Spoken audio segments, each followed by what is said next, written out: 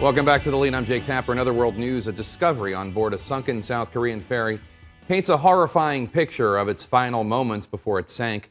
Dive teams found the bodies of 48 girls wearing life jackets. They were crammed into a cabin meant to hold only 30 people.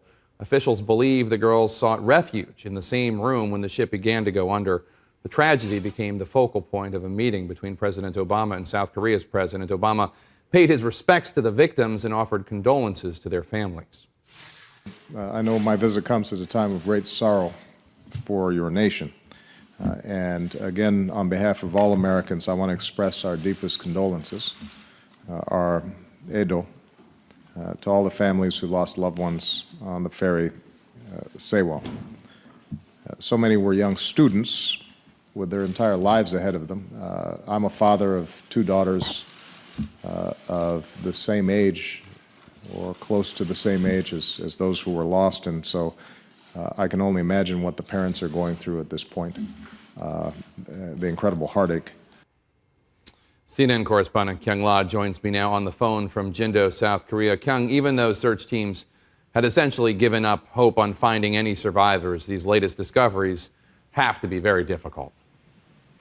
It's very difficult because divers are still going down there, Jake. When we're on the water, we can definitely see that there is still this effort to try to find people, even though these discoveries are becoming increasingly more gruesome.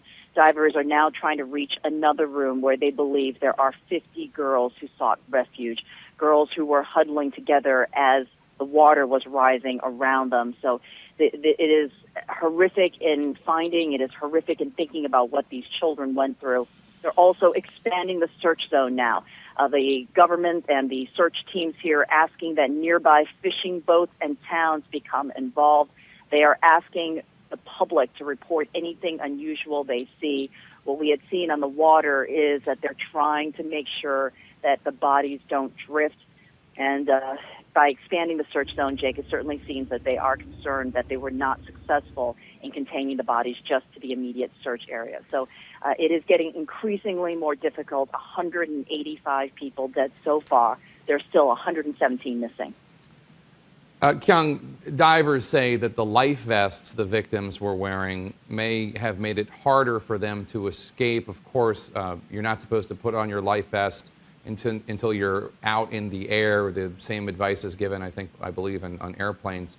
Do we know if the passengers, I'm sorry, you're not supposed to inflate them. Do we know if the passengers were advised to inflate their life jackets by the crew? We know that there wasn't one big order telling them to put on their life vests.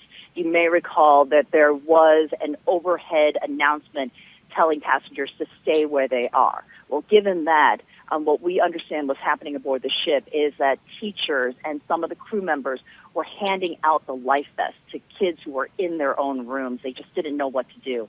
This gives us a picture into how chaotic it all was. And you're right, the vests did not help these people escape. In many cases, it made it much worse. That's what the rescue teams are telling us now.